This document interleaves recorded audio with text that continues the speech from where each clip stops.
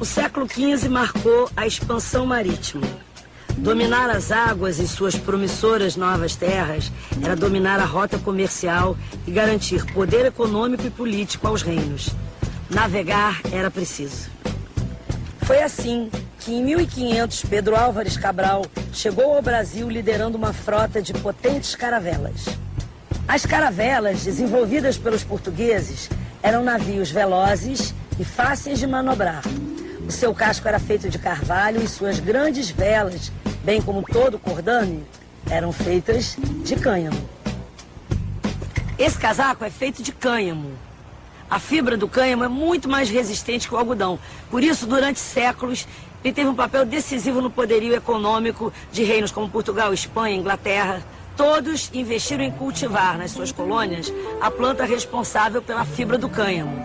Uma planta espalhou suas sementes pelo mundo e veio a se tornar talvez a mais polêmica da história da civilização, a cannabis.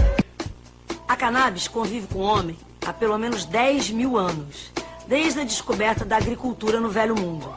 Ela foi a primeira planta cultivada sem ser para a gente comer.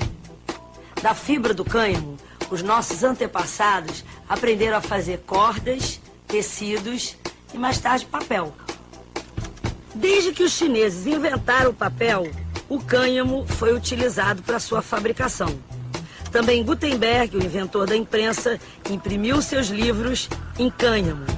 E até a Constituição dos Estados Unidos, aprovada em 1787, foi escrita em papel de cânhamo. É bom lembrar que não era apenas esse uso como fibra, como papel, a iluminação pública, por exemplo. A segunda fonte de óleo, antes da iluminação a gás ou elétrica, era óleo de cânhamo. O primeiro era óleo de baleia. Depois, a pintura. Uma boa parte das tinturas da pintura eram feitas de óleo de cânhamo. A tela das pinturas era feita de tecido de cânhamo, de tal forma que a palavra em inglês para tela, que é canvas, é uma palavra que vem da denominação holandesa para cânhamo, que é cannabis. Então havia um uso tradicional, medicinal, industrial, etc.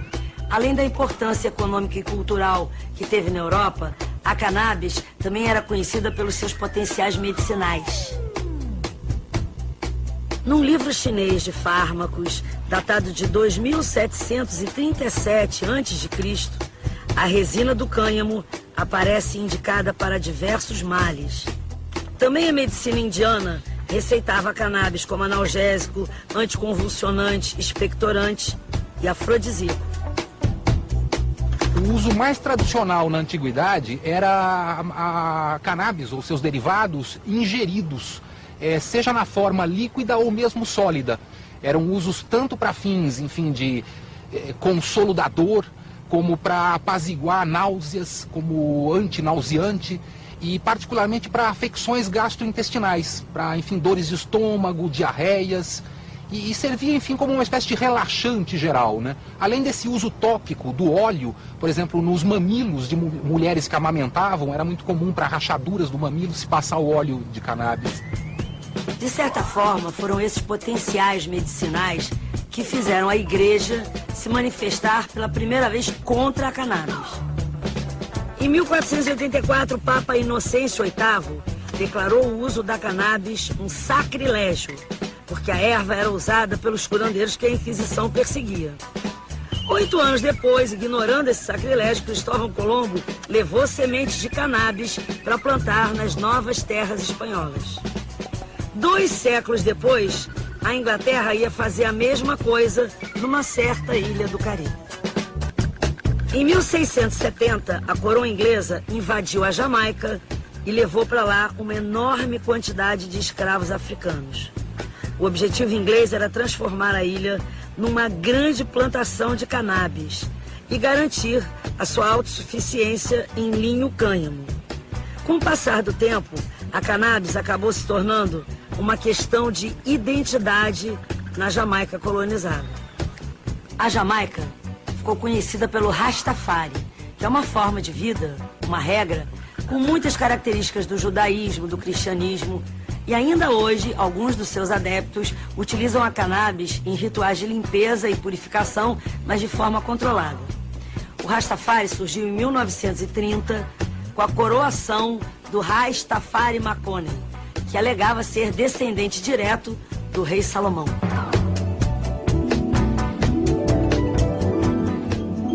A cannabis é considerada uma substância enteógena. Enteógeno quer dizer aquilo que desperta Deus dentro de nós. Assim pensavam também os assírios, os sacerdotes taoístas, os sufis e até o início do século XIX algumas linhas do candomblé. Todos usavam cannabis nos seus rituais. A referência mais antiga a cannabis vem da Índia.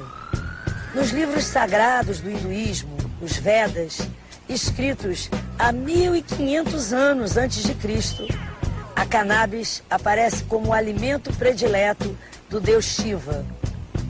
Para os indianos, tomar bang, como eles chamam a cannabis, é entrar em comunhão com Shiva. A cannabis é originária da Ásia Central, ao norte do Afeganistão, nos pés do Himalaia. Dali, disseminou-se por toda a Ásia e depois pela Europa e África. Dentre as várias espécies de cannabis, as mais conhecidas são a sativa, a índica e a ruderalis. Tirando a altura, as três têm a mesma morfologia. As folhas são finamente recortadas em segmentos lineares. As flores têm pelos granulosos e nas plantas fêmeas segregam uma resina de propriedades psicoativas, altamente encontrada na espécie sativa. Já o caule produz a fibra de cânhamo, cuja espécie mais indicada para extração é a ruderalis. A cannabis índica é a espécie mais rasteira e de folhas largas.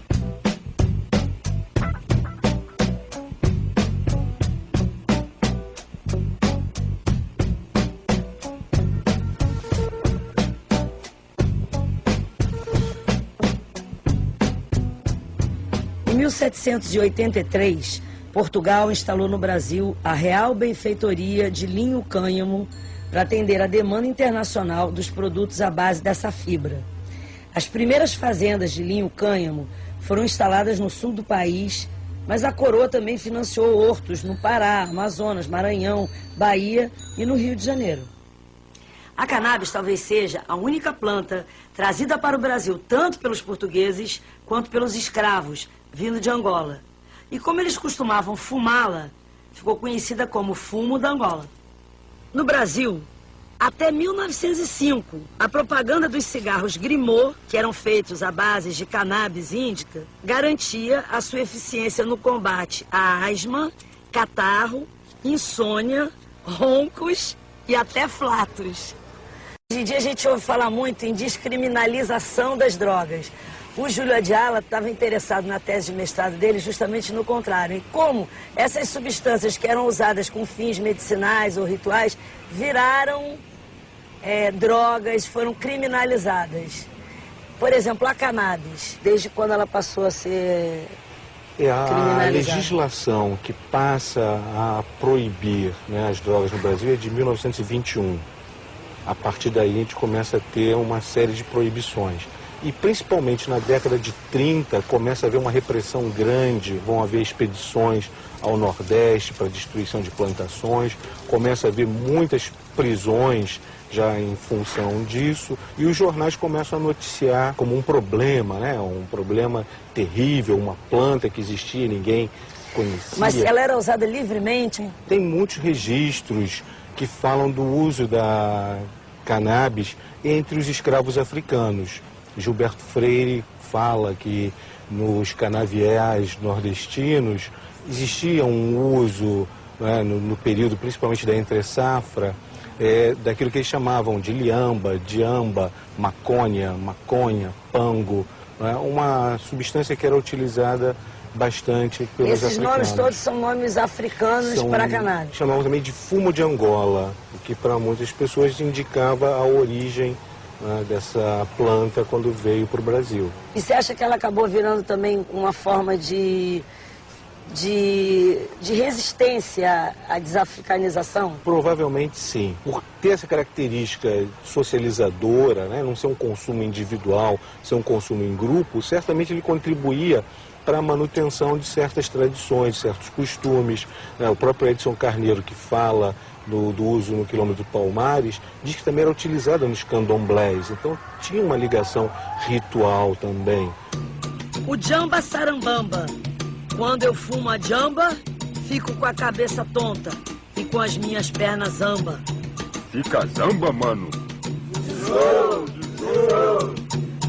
Você acha que o fato dela congregada, ela reunida, ela formar esses grupos, contribuiu para ela ser criminalizada? É possível. Na verdade, a gente teve já em 1830 aqui no Rio e em 1866 em São Luís do Maranhão, proibições específicas do pito do pango. O pito, o cachimbo, né? E o pango, que era um nome que era pango também conhecida. Na verdade, havia um controle, uma repressão a esses grupos e as suas práticas, como já tinha havido antes em relação ao candomblé, em relação ao próprio capoeira, samba, em relação ao samba. Então, acho que tem uma associação muito grande aí entre o negro, a origem, né, social do hábito de fumar, os negros, os africanos, escravos, essa população pobre que vai formar uma camada da sociedade brasileira e uma tentativa de controle desses grupos por parte do Estado brasileiro. A estratégia de associar a cannabis à insanidade e à violência é muito antiga. O primeiro registro que existe é de 1798, quando Napoleão Bonaparte invadiu o Egito e decretou a proibição do uso da bebida e do fumo. O Napoleão alegou que ao consumir a cannabis, os islamitas adquiriam um comportamento violento, perigoso. Mas o que o imperador queria mesmo, na real, era boicotar a exportação de fibra de cânhamo, cujo principal comprador era sua inimiga, Inglaterra. A inversão, digamos assim, de uma substância que era considerada uma medicina absolutamente tradicional, com usos industriais, econômicos, para se transformar numa espécie de fantasma, de droga temida, quase demonizada, ela está muito ligada ao fenômeno da lei seca. Na verdade, os Estados Unidos, a partir de 1919 até 1933, vão adotar a proibição do álcool.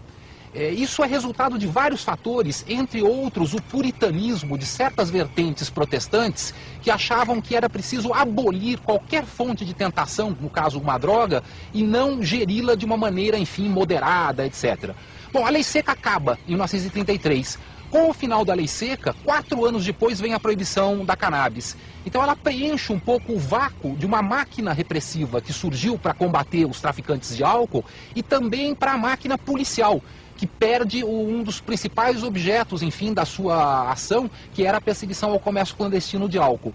Isso se soma a um outro elemento, que é a perseguição a certas minorias étnicas. Era uma época em que trabalhadores mexicanos iam muito aos Estados Unidos e traziam um hábito que no México era tradicional, inclusive a palavra em inglês marihuana vem dessa origem.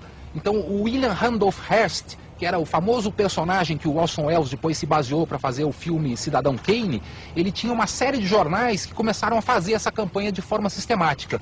Ele também tinha perdido territórios que ele tinha para plantio de árvores, para produção de celulose no México, devido à Revolução Mexicana. Então ele tinha ficado particularmente irritado com os mexicanos e fez toda essa campanha. Então houve uma espécie de mistura de vários elementos, uma campanha para substituir matérias-primas que deixam de ser essas da fonte do cânhamo e passam a ser matérias-primas sintéticas. Então a fibra vegetal é substituída pelo nylon ou por fibras petroquímicas. Por outro lado, uma estigmatização de comunidades de trabalhadores imigrantes. E por outro, a indústria farmacêutica também busca patentear produtos que são resultado, enfim, de pesquisas da indústria farmacêutica e que servem para as mesmas finalidades que antigamente se usava os derivados de cannabis. Então são vários interesses que se somam para construir uma espécie de fantasma.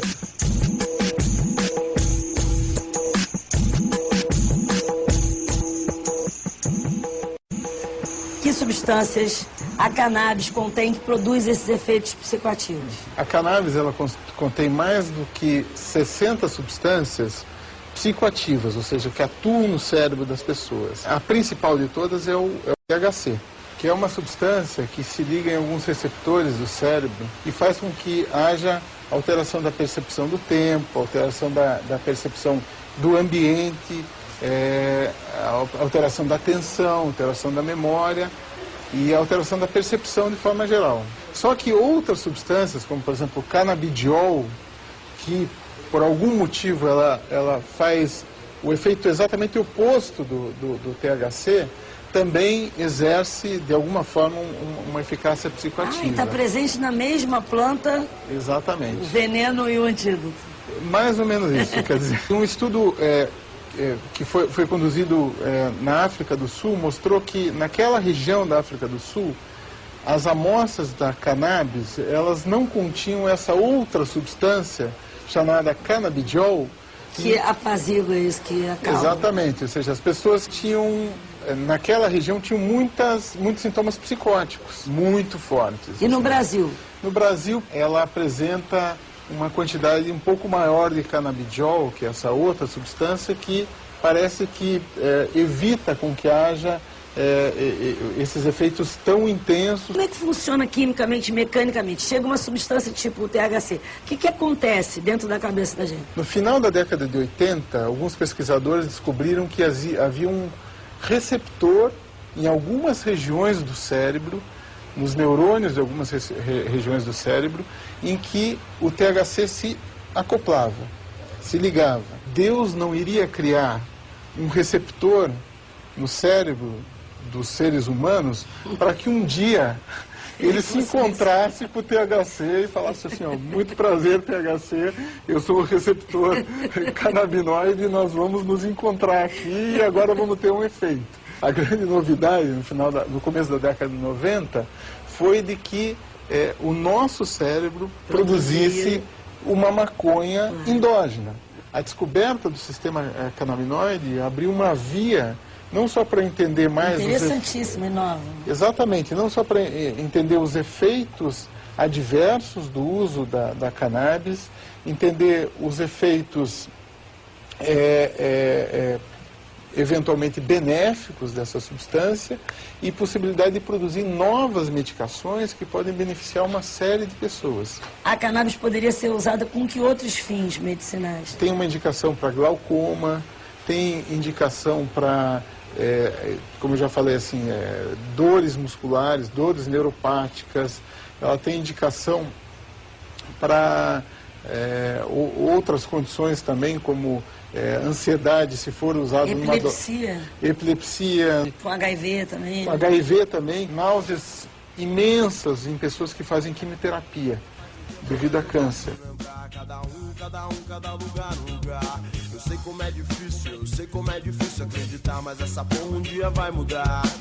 Se não mudar pra onde vou, não cansado de tentar de novo. Passa a bola, joga o jogo que eu vejo na TV. O que eles falam sobre o jovem não é sério. O jovem no Brasil não quer levar a sério. Vejo na TV o que eles falam sobre o jovem não é sério. Não é sério.